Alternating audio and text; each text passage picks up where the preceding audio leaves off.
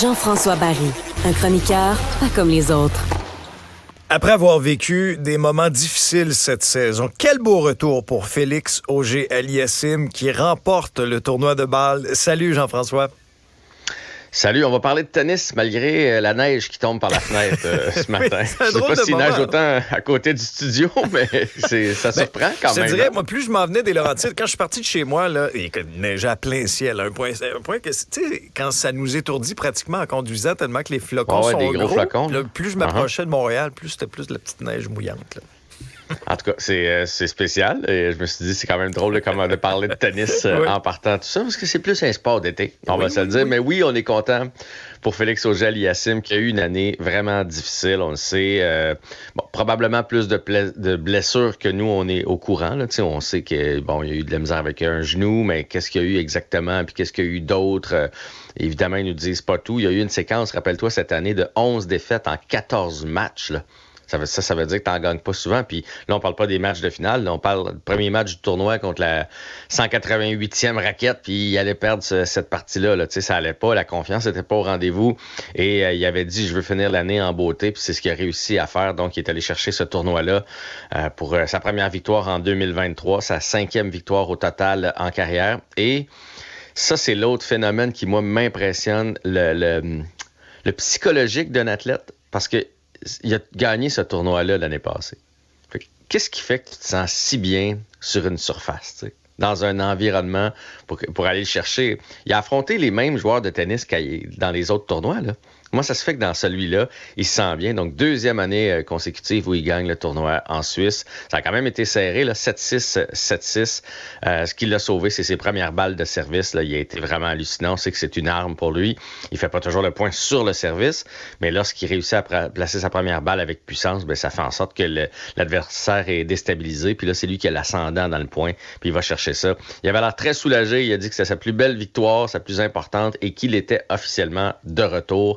Très content d'entendre ça. Oui, non, ça fait du bien, c'est clair. Le Canadien, en fin de semaine, nous a fait le coup encore une fois. Une remontée spectaculaire. Victoire contre les Jets. Est-ce que le Canadien va pouvoir jouer avec la même intensité contre les champions de la Coupe Stanley?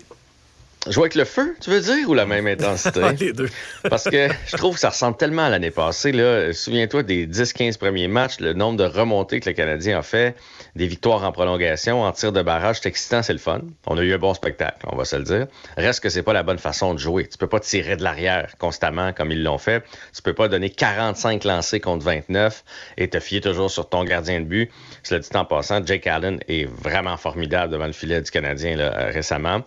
Donc, on est allé chercher ça 4-3, c'est parfait, mais là, à un moment donné, il va falloir commencer à jouer dès la première minute et à prendre les devants. Et on a un gros test pour le Canadien de Montréal. Là. Les Golden Knights, c'est des gros clients. J'ai pas regardé leur fiche avant de rentrer en onde, mais il y avait, je pense, juste une défaite depuis le début de l'année. Là. Le reste, c'est des victoires. Et là, c'est un premier voyage aussi, le Canadien qui s'est promené, là, mais on est resté dans le coin, comme on dit, on est allé à Buffalo. Là. Fait que c'est pas un vrai beau gros voyage. Et là, cette semaine, c'est le cas. Donc, les Golden Knights ce soir, l'Arizona un petit peu plus tard cette semaine et Saint-Louis samedi. Donc, premier voyage, des équipes pesantes aussi, des équipes peut-être moins dans le style du Canadien. Les Golden Knights, ça joue physique, sont capables de jouer au hockey, mais c'est aussi une équipe qui est bâtie assez physique. Saint-Louis, même chose. Saint-Louis, c'est une équipe moins talentueuse. Ça reste une équipe assez lourde, assez pesante.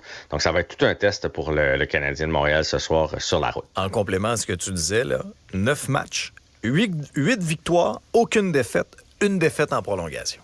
Ouais, c'est ça. Je savais pas s'ils en avaient perdu une récemment, là, mais c'est tout un début. C'est même, ils ont battu un record parce que généralement, les équipes qui gagnent la Coupe Stanley, c'est difficile leur début de saison parce qu'ils ont de la misère à trouver la motivation. Tu sais, tu viens de gagner la Coupe, fait que le match 3 de la saison, il veut rien dire pour toi.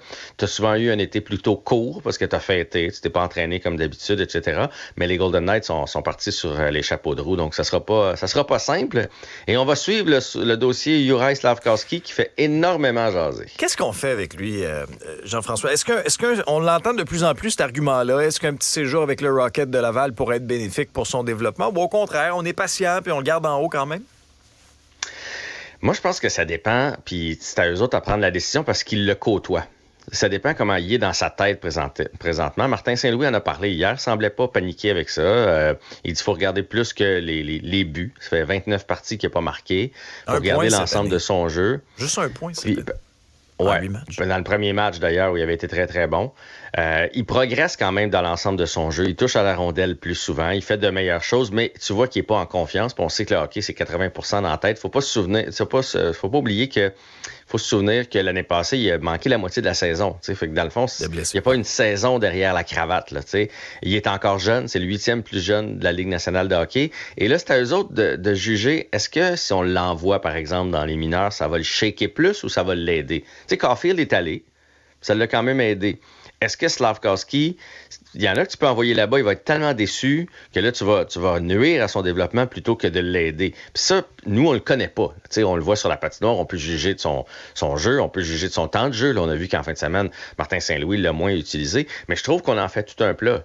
Moins utiliser un jeune de 19 ans, il est où le malaise, là? Dans un match serré, il n'y a aucun problème avec ça, là. On verrait ça partout ailleurs, là. Un jeune qui a été moins utilisé pour la première fois de la saison, on n'en ferait pas tout un plat.